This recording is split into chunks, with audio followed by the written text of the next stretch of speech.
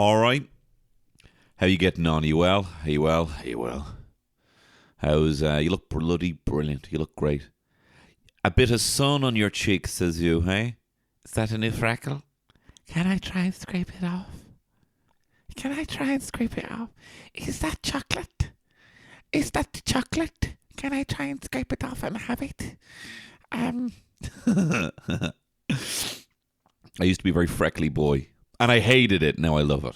Whenever I make a create a wrestler in wrestling games, I still give him freckles, even just slightly, as an homage to me, especially when I'm trying to make me. Whenever I'm trying to make someone in a game, I cannot fight the urge just to put jeans on them and trainers, and a t-shirt. I mean, now that's become a real hardcore aesthetic. But I was making lads who looked like Raven, the wrestler, far before he was coming along into the game. You know what I mean? Wearing denim. I was just like, why can't they just dress normal? I hated, wrestling attire. Now I love it. Now I think it's brilliant. Now I was just looking at old images of Razor Ramon and just the kit they have, and the matching little vest, wearing a little vest down to the ring and then taking it off. It's so pointless, and I love it. The pageantry of it all. But I remember being like, why don't they just wear jeans and a t-shirt? That's what I would wear. Not being able to move my legs. Imagine doing a moonsault. Anyway, look, I'm sorry. I'm getting into the minutiae here of wrestling terminology, and most of you don't even know what I'm talking about, so I'm going to move on. Will Smith ain't got a cuss in his raps to sell records, but he does have to smack the shit out of men to sell his films. No.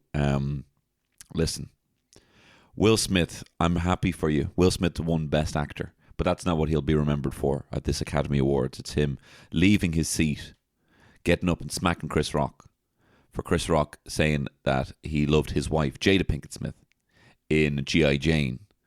Now, that doesn't sound that bad, because Jada Pinkett Smith sometimes has a shaved head. Sometimes she's always changing her hair. She has a shaved head this time. But what she actually has is alopecia. And I doubt he even knows that, because after he said the joke, he was like, oh, come on, that was a tame one. And Will Smith got up and smacked him in the face. And I think that would have been fine because people laughed, And Chris Rock said, Will Smith just slapped the shit out of me, And he would have made a joke about it and it would have moved on. But then you get the crazy eyes, and you get that Will Smith trying not to cry face that he does so well in I Am Legend, say hello to me, Quote I Am Legend a lot for a movie I've only seen once and didn't like. He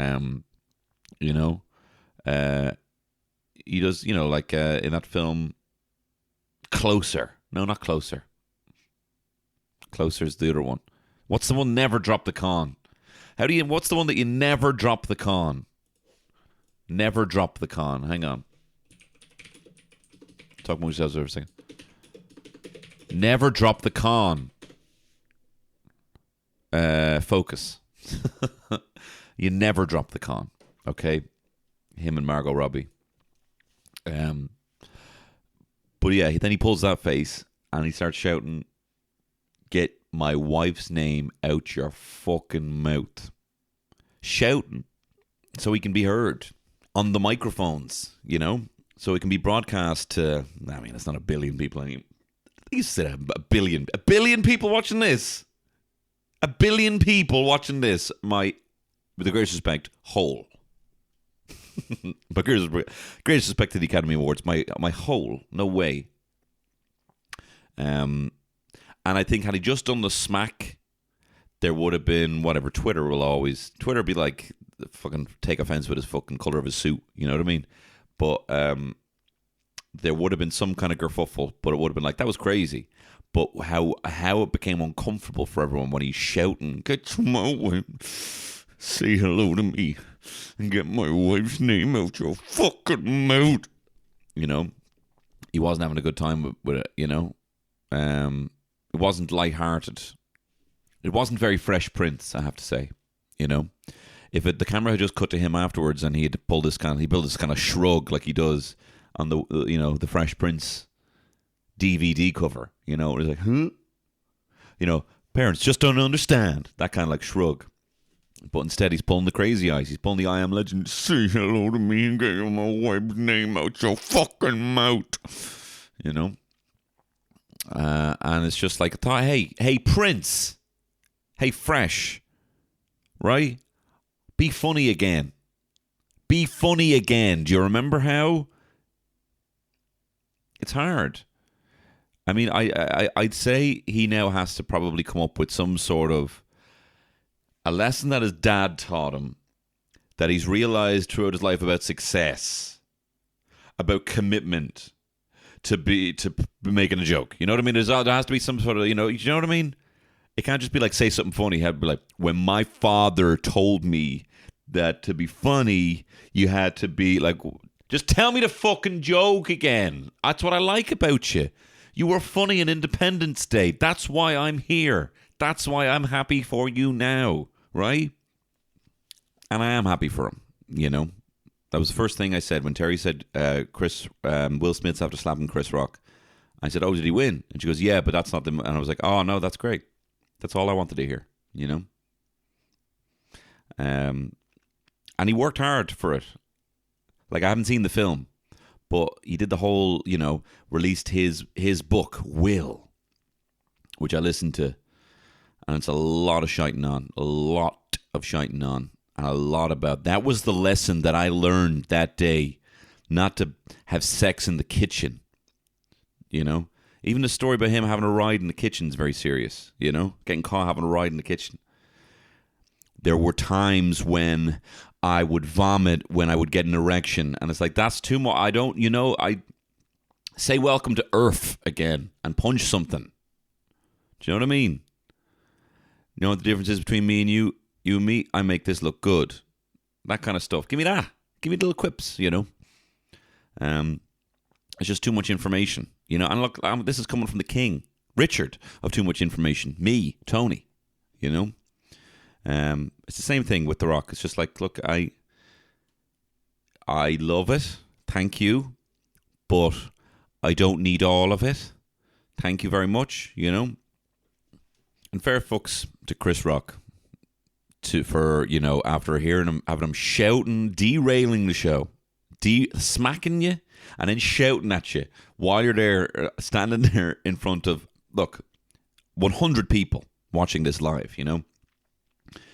And he's like, keep my wife's name out your fucking mouth. And Chris Rock's like, I'm going to. I'm going to. I was going to. So... That's one of those, like, this didn't come from within, like, this didn't come from any kind of, like, place where I can decide to say that, you know what I mean? That's just pure instinct, survival instinct. I'm going to. It's the same thing that when, like, you have a fight when you're a kid, someone starts a fight with you and you're like, what are you doing? Hey, what are you doing? What are you doing? You know, you just keep saying that and you think that's just something to say, you know, that's how we're going to get you out of it. What are you doing? What's this? Why are you doing that? You know? Same kind of... I was going to.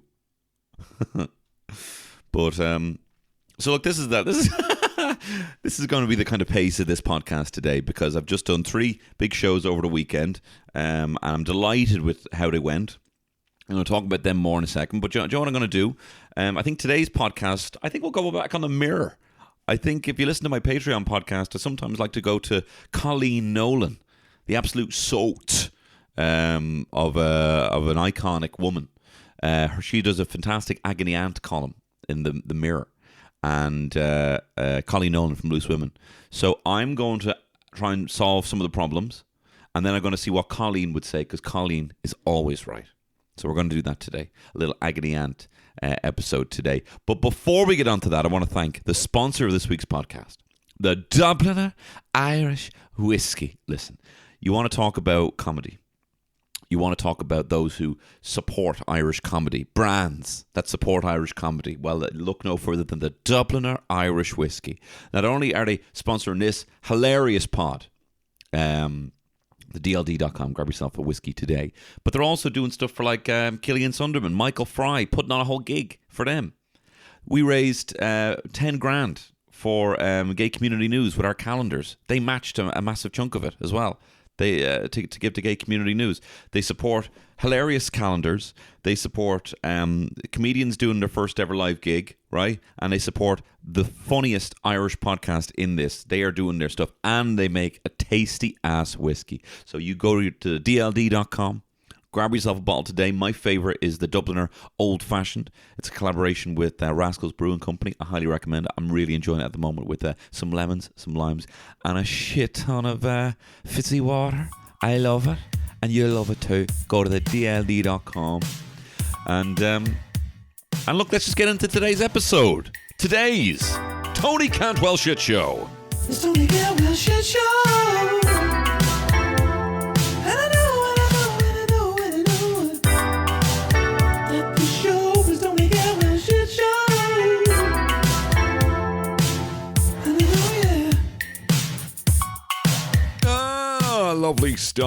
Lovely stuff there. Lovely stuff there from me there singing. So look, we're going to get into some agony aunt stuff here. But before we do, I thought I'd give a bit of a recap. I had a wonderful time over the weekend in Vicar Street. Thank you so much, everyone. You cans came. It was tons of fun. Wild energy, but very exciting. You know. Certainly Thursday. Thursday was, I think I don't know if it was the drunkest, but it was it was the first one, and I was slagging one of the guys. I did a footy chant about a guy, and I was looking at his Instagram bio, and it was in Irish, and I mistranslated his bio into English, and it kind of insinuated he was a pedo, right? So when I made that joke, people started booing at him. And I was like, I thought people would laugh, and some people did, but people started booing at him. And then a big chant for pedo started going at him. People were like, pedo, pedo, pedo. And like, he was laughing it off and everything. But there was a second there that just before, there was a second there where I genuinely was speechless, and I didn't know what to do. And there was a moment I caught myself, and I was like, what if I can't put reins on this? What if they never stop chanting pedo at this guy? What if in a second someone just has a pitchfork and someone else has a flaming torch, you know? Because it's weird to kind of, to control a load of people chanting pedo, you know? You can't do the things. It's not like how it is in real life where you'd be like, hey, shut up, you know? Because that's not funny, you know? And you can't be like, all right, come on now, that's enough of that, you know. So you have to. You can only stop it by doing something funny, and I didn't have anything funny to say, you know. I think at the end I was all like, okay, we've all had a good time in this pedo witch hunt, and we'll put that to bed now, you know. But that was I was very gracious that the crowd gave me that, because they didn't have to, you know. It could have. It reminded me of the first time I took mushrooms, and I was like, oh my God, I'm so high. And then I was thinking, I remember we were laughing, like scared, but we were laughing, me and my mates, and we were like, what if we never come back? Ha ha ha ha ha. What if we can never control this? Ha ha ha ha. What if we just keep floating off? Because it kept feeling like it was getting higher and higher. And I was like, what if there is no ceiling on this one? You know? That's what I was thinking. I had a kind of out-of-body experience. And also, it was very wild on the Saturday. Well, all the gigs were wild. Saturday as well was people being out in the sun a little bit, you know, reaction times a little bit, you know. I mean, some very, very, very big laughs on all nights. I had a wonderful time. I don't know if I could actually even say which one was the best, but on Saturday there was a couple of slow reaction times, you know, which is always a good laugh. Always a good laugh. A few people just been sitting out in the sun. A few fucking ceviche boys been sitting out in the sun. That's not what ceviche is. Anyway, listen, I'm going to do some agony aunt stuff here because I'm still a bit under the weather. My immunity was holding on for fucking dear life till these gigs were done, and now I feel fucking shot.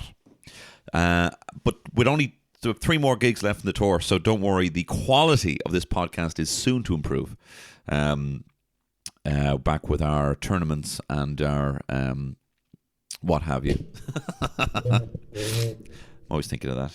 Viggo Mortensen and the making of Lord of the Rings, The Two Towers, the video game. He clearly knew nothing about orcs or elves or anything like that.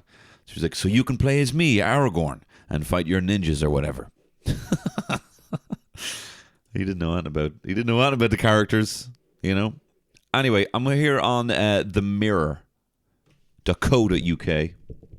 and I'm a big fan of Colleen Nolan from Loose Women. Oh my God. Okay, here we go. An opinion. First one. Sex with my husband dressed as the Green Goblin is making me feel blue. Let's hear it. Dear Colleen, my husband and I decided that we needed to spice things up in the bedroom by adding a new dimension to our sex lives. We are both in our 40s, and if I'm being honest, things have become a little stale over the past few years. We both have a huge passion for the comic book universe. Well, you don't. Well, no, you don't. My hobbies include a passion for the comic book universe. The comic book universe. What is this? What are you, an alien? Was it your first day on planet Earth? Welcome to Earth. Ish. And I am a huge fan of the comic book universe. We have a huge passion for the comic book universe. All right, I'm getting the vibe already that he does, and you're like, haha. In fact, when I first met my husband, he was dressed as the Green Goblin at the National Convention. He came up with the suggestion that we should dress up as our favourite DC and Marvel characters and incorporate them into our foreplay. Just the foreplay? As soon as hand jobs are done, what does he do? Take off the big long nose?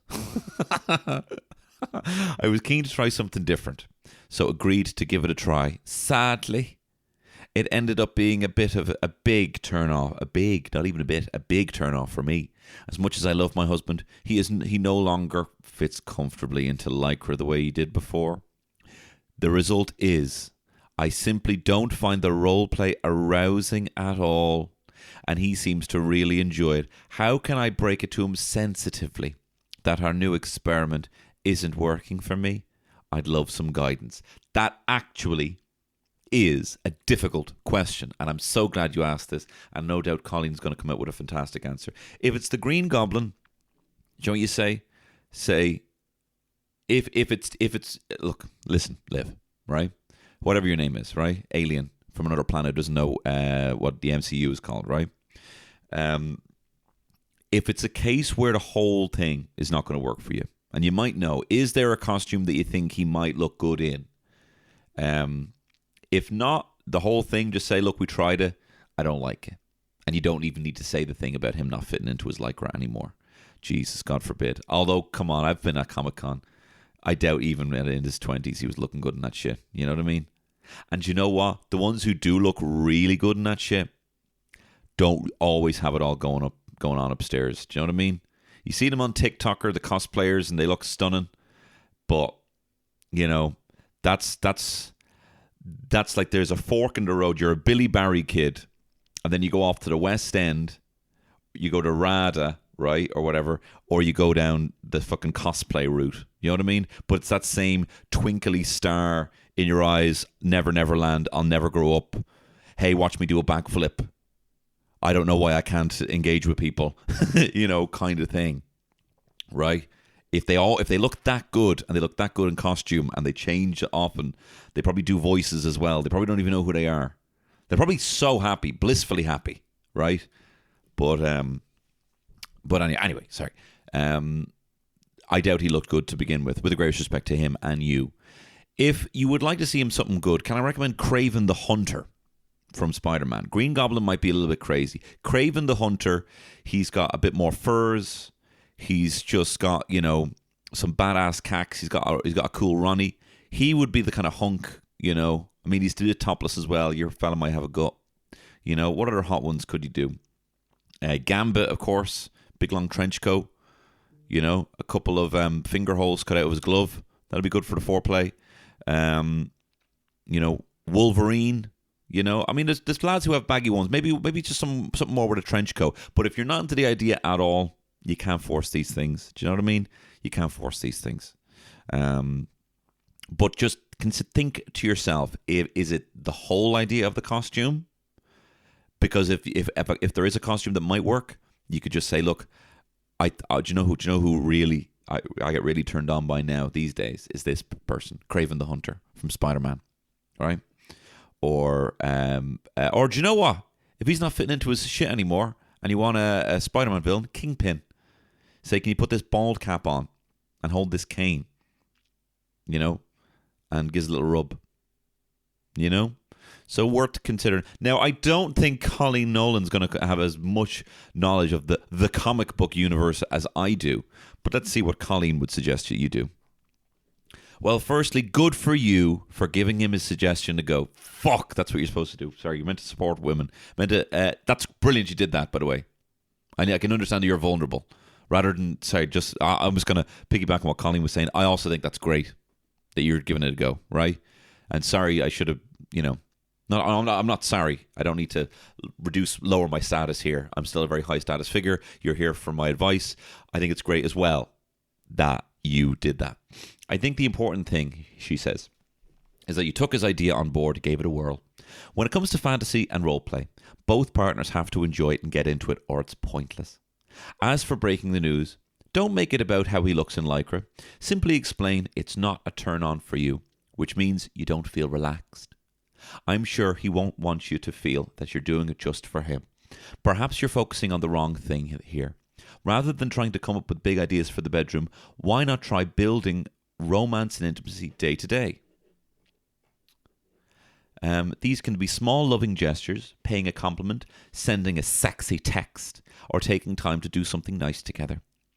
It's this stuff that builds desire and has a knock-on effect in the bedroom.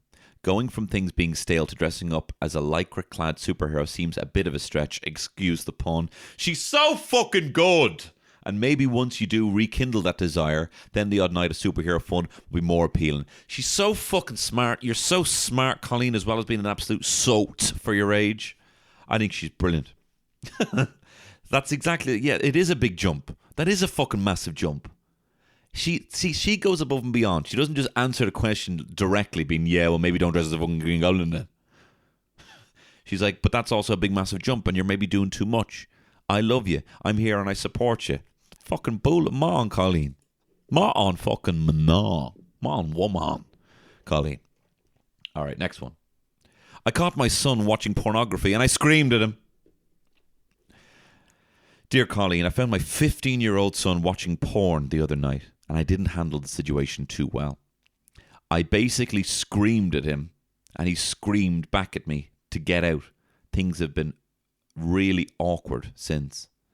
I'm really anti-porn and especially worried about teenagers watching it, as I think it will give them a very skewed view of sex. I want my son growing up respecting women and able to form healthy, loving relationships, so seeing him watching porn has really freaked me out. Do you have any advice on how to talk to him? Yeah, love, getting a fucking time machine. Getting a time machine and go back before you screamed at him. Little young fella trying to pull his plum. And then narc, talking about the fucking Green Goblin. You, coming in there with a pumpkin grenade. Chap's just having a little fap. A little vulnerable, little young fella. I'm going to stop focusing on how young he is. But he's a poor little fella trying to have a fucking fap. Right? I'm sorry to be having a go at you, but oh my God, you have carved a ridge into his brain forever. Like, you have carved a groove. He has a complex now. He has a complex. It's like carving a needle into a record now. He has that permanently. You walking in on him having a fap and going, ah, is in his head, his brain. And is fucked up somewhere in his kind of like, in his sexual interests as well, and taboos and shit like that is all wrapped up into one horrible little thing because you couldn't keep your fucking little Green Goblin mouth shut. Right? So, but what do you do about it? This is what you do. Get a time machine, right? Get a fucking time machine. And don't go back to the past. No. Go to the future. And go and meet up 40,000 years in the future with Samantha Mumba and Omera Mumba, and Guy Pearce is there as well in that flick. And go to the mole people under the ground and stay there. Because he's better off without you in his life and he needs that distance away from you. But what do you do about it now? Look, have a conversation. Have a conversation about respect. No, it is a good... The better question would be, I worry that my son might be. I think I've even talked about this on the podcast before. I worry that my son might be looking at porn. And it is a kind of a gradual thing to kind of just be pointing out healthy relationships when you see them. Normal people's been great for that, right? That's a nice consenting relationship that you see there, you know? And pointing out things like that to build healthy relationships, you know? And, you know, it can be difficult. It can be difficult to... The thing about being kind of so puritanical, though, you hate porn. When you build a wall, there's one side of the wall, and when he's over that side of the wall, then he feels like he's, you know, it's the great escape. He's off. He's out. You know, it needs to not feel like a big wall between one life and the other life where there's taboos over there, right? You know, you just need to be having these kind of conversations about it and say, look, there is entertainment out there that is heightened in the same way that if you watch wrestling, right? That's not how people fight, right? You don't see someone, well, I actually did see someone give someone a Stone Cold Stunner in an actual scrap, but obviously the guy got straight up again, you know. It's a shite move, but... you know, there's wrestling, there's pro wrestling, and then there's actual, you know, combative sport. In the same vein, there's sex, and then there's porn, you know, and porn is heightened. But even in a porn, there are people there that you don't see who are, you know, intimacy specialists. There are people there who are making sure that everything is consenting. They're making sure. I mean, if he was probably watching it on Pornhub, was he? You know. Even there, they have a verified system to make sure that everyone who submits a video there gave full consent for it, you know? So there's a bigger conversation to be had about that. And really, you fucked up. So you have to apologize and make sure that he feels that he has his personal space again. That's the most important thing ever, that he feels he has his personal space.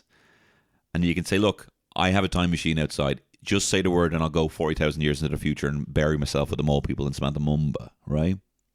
You let him know that. And then if he's willing to have a conversation with you ever again, then you can say, look, I just want to say one more thing, right? The reason is because I got scared because I fucked up by not talking to you about the fact that these things exist because I got to paint a bit of a context for what you might have seen.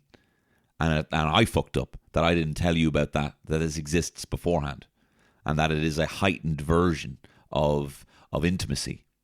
And this isn't what happens in real life, and you need to know that.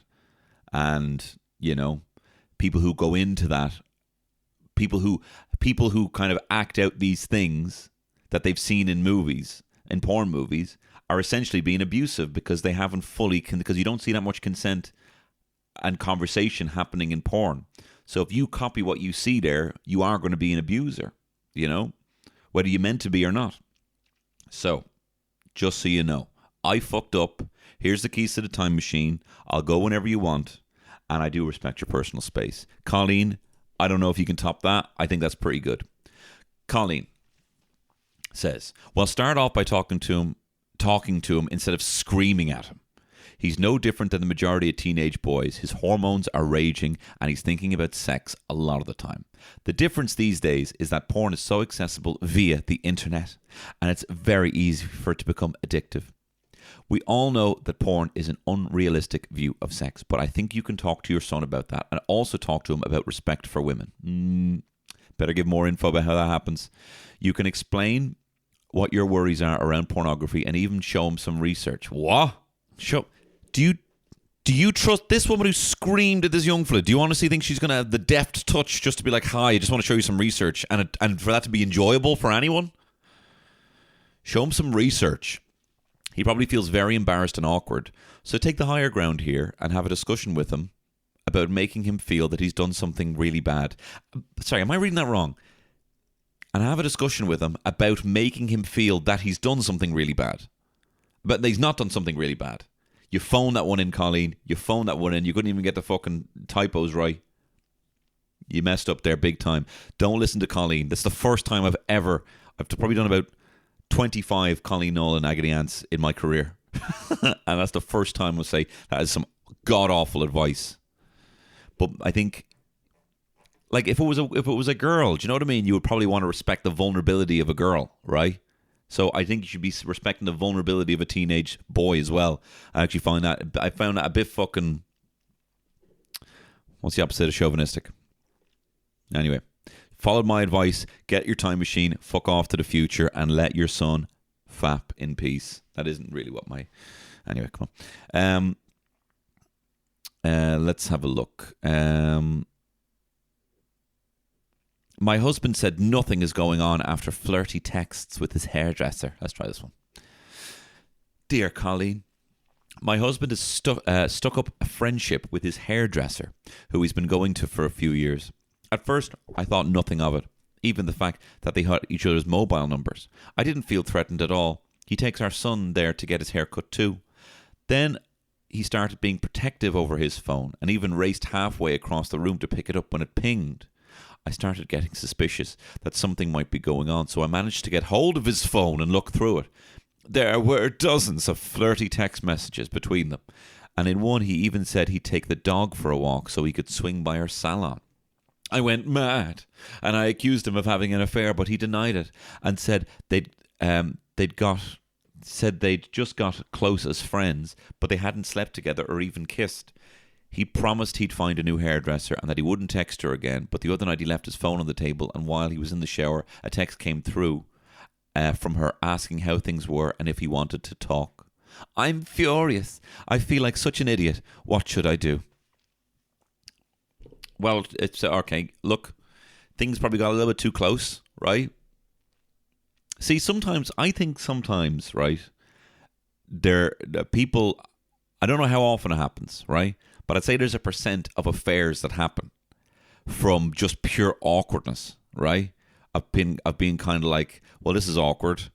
Only thing now is to have an affair. Do you know what I mean? Like they're going to feel, sometimes it might get to the point where like through weird kind of miscommunication, someone said something and it was a bit too personal, and they're like, oh shit, sorry, that's way too overly familiar, and even they're feeling weird, and they're like, oh no, it's fine, and then the other person shares something that's too overly familiar, and then all of a sudden there's kind of like, this is a bit too overly familiar, we're both being a bit too overly familiar here, and then it's kind of like, and then maybe someone like takes a step forward and they're like trying to just like grab something that's beside someone else, and someone misreads that and they think, oh god, now they think they're going for a kiss now, and because I was putting out a vibe, and then they kiss the person, and then all of a sudden like, oh my god, this person kissed me, and now they're kissing each other, and then it's like it literally just started because there was a pure miscommunication. It's almost like I'm going to feel bad now. That person's going to think I'm a dickhead if I don't have an affair. This isn't I'm not talking from personal experience or anything. I'm not. But so I maybe things got out of hand with this hairdresser, right? Maybe things just got a bit overly familiar, and he said, look, he's going to go for a different hairdresser, and she's trying to rekindle. So maybe the text came at the worst time. If this was in a kind of the OC, you would read the text and then you would storm off and then drink and go drive off in a car, and then the next text would come in that you wouldn't see, that would be like, you haven't gotten in touch with me for months, So why don't you just, rather than read his phone all the time, although it's actually a good thing you did read his phone. But you probably could have done this without actually reading his phone. You could have just said, hey, just, will you stop? I don't like how close you are, I don't think that needs to be said here, because I kind of feel like he's done what you've asked. Now, he did get too familiar, and you had every right to ask, but then he listened, and he's, hopefully you find a better hairdresser for the son. If the son's got good hair, maybe let the fella have the affair. Do you know what I mean? This kid should prioritize your son's hair above everything, right? But if you can find an as good hairdresser, then maybe you can save your marriage as well. What's Colleen saying? Now, keep in mind, Colleen has been cheated on, right? And she believes women. So, well, I think an emotional affair is what's going on, whether he wants to admit it or not. He's grown close to another woman. They're obviously confiding in each other. He's looking for excuses to see her, and he's deliberately hid the messages from you. Ooh, it's not a good look, actually. It's very easy to claim there's nothing going on when nothing physical has happened, but the fact is he's hiding this relationship from you because he knows it's crossing a line. If they were nothing more than friends or acquaintances, there'd be no reason to hide anything. This kind of affair, quote unquote, can hurt just as much as a sexual one. There's an emotional intimacy, and he's willing to risk your marriage over it. He said he'd stop. You have to confront him about the latest message. Really? Really? What did the last message say? Hang on, I'm just going to read this again. The last message said, but the other night, Text was asking how things were and if he wanted to talk. Do you want to talk? How are things? Do you want to talk? See, that sounds like it's absent. Like there's been an absence of him being in touch. But, anyway, confront him. Don't let him wriggle out of it. Yeah, she twists a knife. She's been, once bitten, twice shy. He promised he'd stop messaging her, and he hasn't. Does he want to keep his friendship or his marriage? Good luck. Look, that's fair. I suppose it's fair. You could say, look, I saw this message. It popped up on your phone. What's the fucking crack? But what about the young fella's hair? Maybe that wasn't a great one. We'll move on. None as juicy as the fucking Green Goblin. All right. Married workplace love rat is taking my friend for a ride. He's a player and a liar.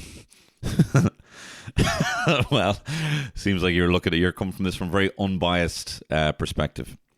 Okay, let's see. What's it say? All right. I'm worried about my friend because I think she's been taken for a ride by a married rat. Well, he said married man she works with. He's only been married for a couple of years, but regularly says stuff to my friend like, my wife is getting on my nerves and I shouldn't have married her. And you and me should be together. You fucking rat. You rat. And you know what he's probably saying to his wife? Oh, you fucking complete me. Oh, will you help me do this? Will you fix this for me? I'm a fucking weak piece of shit and I need you to come in here and fix everything that's wrong with me. And then the wife was probably, well, look, you told me you didn't actually want to be eating sausages all the time and now you're eating the sausage. So do I call you on the person that you told me you want to be? Because why don't you have muesli instead? And then he goes in there and he's all like, my fucking wife won't give me. Well, how about everything she's picking up for you, huh? How about everything that you abdicated to her to do? And then she reminds you of all the stuff that you're supposed to do because you asked her to fucking do it. And she's getting on your nerves. Me and fucking you should be together. Wife's getting on my nerves. She hasn't slept with him, thank goodness. But she's falling for him. And I think she has deeper feelings for him than she's willing to admit. I haven't held back when it comes to telling her my opinion about this guy. I told her I think he's a love rat, a player and a liar, not to mention a potential cheat, and that she'd be mad to get mixed up with someone like him. But I'm not sure she's listening to me. I think she's falling for his BS, in parentheses, bullshit, and believes his cheesy come-ons. She's a young, gorgeous woman who's never struggled for attention from men, and she could do so much better than this loser. How can I talk some sense into her before it's too late? I don't want to see her get hurt. That's a tough one because she's going to do it anyway, and you know she's going to do it. She is going to do it. It's going to happen. Like you know the way sometimes you can just already see stuff happening. Like now, me as a parent, right? I can see my son crack his head 5 minutes before it happens, right? I just see it in my mind's eye, like a precog from Minority Report, right? I'm getting the exact same vibe on this. I totally see it happen. They're going to be working late. She's going to fall for him. They're probably already having sex. She's probably lying to you, And I don't know what you can do other than just be there for the fallout for her, to be perfectly honest. I know that's shy advice. Could you hire a private investigator to see if he's done anything like this before? Could you speak to her about, from her perspective, about how this is kind of an abuse of power from his perspective? That there's probably influence that she can't fully see, that she's kind of, because he is her boss, and it's totally inappropriate that should be happening, I think you should tell his wife that it's already happened, and let the kind of fallout happen, because it won't be as big as. So look, it is going to happen, right? She is going to end up hooking up with this guy. She's going to ruin the marriage. It's not going to last with him because he's going to be a serial cheater. He's going to move on, right? So, sliding doors scenario here, right? One route is that it already happens, and she loses the job, he loses the marriage, and he moves on. And she feels like she can't trust people, and she also becomes one of those people. She feels guilty that she destroyed a marriage. She becomes one of these people who breaks up a home, right? The other route is, right, like that route, but softer. You call the wife and say, your husband's having an affair. I know this. I can't tell you who I am, but I've seen them out and about, and they're having an affair. Okay? Then she confronts him, and he says it hasn't happened. It hasn't happened. And then, hopefully they're able to resolve that, and they can just pin this down to some crazy caller who just had it in for him, right? Maybe an ex-employee or something like that. But at least now he's probably going to have to watch his tracks, and he can't be as probably close to your one. So he's going to have to kind of cut ties with this one, right? He can't be being as inappropriate now because his wife could be watching. So it'll be weird and messy, but hopefully it'll be like, oh, well, this person called, but it'll be kind of like a no smoke without fire thing. Now he'll be like, no, shit, I can't have it happen. Do you know what I mean? So he'll have been scolded for something he hasn't done but was going to do. It's like pre-crime. Minority Report. You've stopped it before it happened, right? What does Colleen think? Is Colleen going to say the exact same thing, which is, here it is, okay. I'm not sure you can talk sense into her because you've tried and you've said all the things I would have said to her. You could try to make her see the kind of person she might end up with, a person who could betray his wife so easily. If he can show so little respect for her, he can treat your friend in the same way. In fact, she might not be the only one he's trying it on with. It sounds to me like this is a huge ego trip for him. He wants to know he can do it and get away with it. Your friend should put him on the spot and say, okay, if you want to be with me, there's no chance while you're married. So go home and sort that out and then we can talk. I know it's hard when your heart melts for someone, but the kind of things this guy is saying don't even seem real. They're such cliches. Unfortunately, she might have to find out for herself what he's really like. So make sure you're around with a shoulder to cry on and don't judge her for her mistake. See, that's kind of what I'm saying. But don't do that and just call the wife and said it already happened. Trust me, it'll be messy now, but it will be even messier when she inevitably does have the affair. So there you go. Listen, thank you very much for listening to this pod. I want to thank the sponsor of this week's podcast, the Dubliner Irish Whiskey, the DLD.com. Hit them up there and grab yourself a lovely, tasty whiskey. I highly recommend the Old Fashioned. If you'd like to see me on tour, you still can. There are 3 more dates. No, there are 4 more dates. On the 22nd of April, I will be performing in Dundalk in the Spirit Store. On the 24th of April, I'll be in Kilkenny in the Set Theatre. On the 28th of April, Greystones in the Whale Theatre. And on the 1st of May in Cork in the Everyman Theatre. It should be a lot of fun. And there are still tickets available for most of those gigs. So do hit them up on my link tree. On my Instagram, and you can get all the tickets there. Thank you very much for listening to this. Thank you everyone who's been coming to the gigs. More tournaments and crazy concepts and sketches coming in the podcast soon when I have the time. I'm very much looking forward to it. But look, the fact that you're here, you're the most important person in the room, and I love you. All the best. Bye-bye. It's only a real shit show.